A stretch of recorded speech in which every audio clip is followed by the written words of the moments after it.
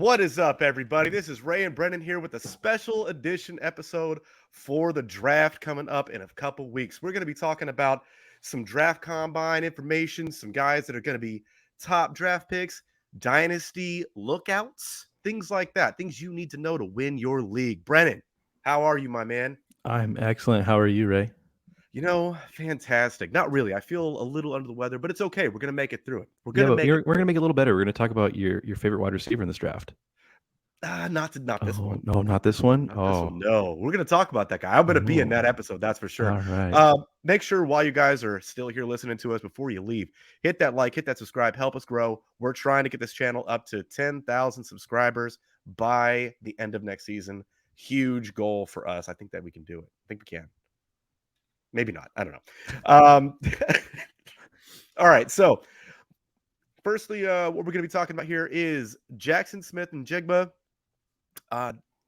Consensus receiver one coming out of college, right? Yes. Consensus. I think that things have changed a little bit since the combine, since a couple other things have come out, but I view him as probably the number one receiver out of this class.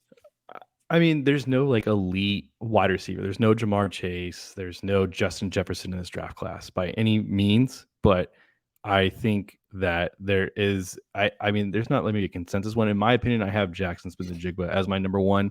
He's just, I think, in my opinion, just way more polished and NFL ready. That's why I have him as my one. I think that's the number one note that I would have about Jaxon Smith-Njigba. So let's get started. He is 6'1", 196 pounds at the combine.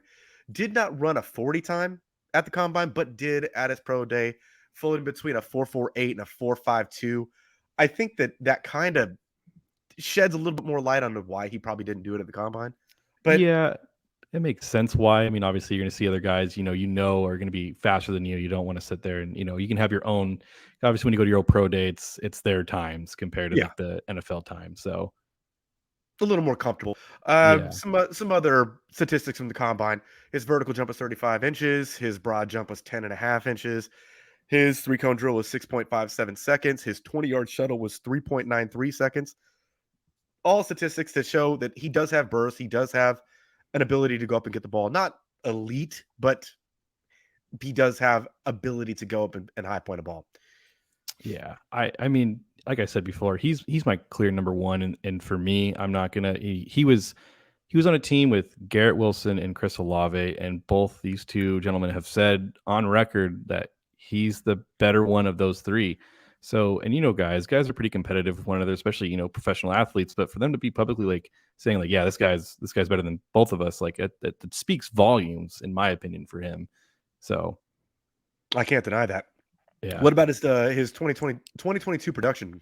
Well, he sat out for 2022 because he only played, I think, 3 games, but he only had like 40 snaps because of a hamstring injury. So he shut down. That was kind of a big controversy with him because, everyone was like, well, he's kind of quitting on his team. But a lot of guys like Stroud and all of them came out and spoke out on his behalf saying that's not the case at all. I mean, in 2021, he had, I think, he has the best like bowl performance ever with like 15 catches, almost 347 yards in the Rose Bowl, comeback win over Utah. I mean, the hamstring, yeah, it's crazy, and 3 touchdowns, whatever it was. So the hamstring injury, limited him just to 3 games. But I mean, it doesn't bother me in the slightest. I mean, No. You sat out for a year, he's still going to be a consensus first rounder, so I have no problem with him, and I think he's going to be one of those guys. He's going to be a slot receiver. He's going to fill that role very well. And I think we have a couple comps at the end of this, and they could be pretty accurate here. They give you a good picture of what he could be in the league. For the notes that we have for him, primarily a slot receiver. And then we already talked about Garrett Wilson and Chris Olave coming on record and saying that he was the better of the 3 while they played together at Ohio State. Yeah. What else we got there, Brennan?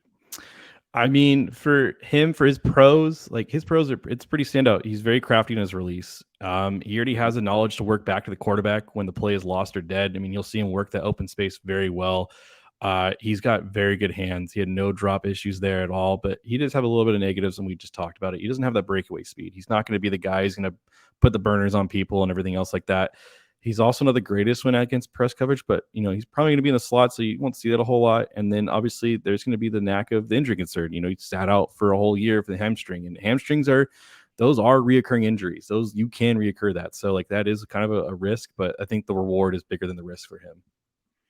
Absolutely.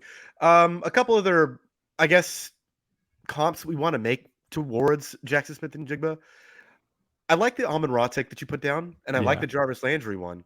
But I Mhm. also think if you really looked at his tape, because I was watching it today, I was looking through some of the highlight reels that he Mhm. has. He looks like a faster Julian Edelman to me. Yeah.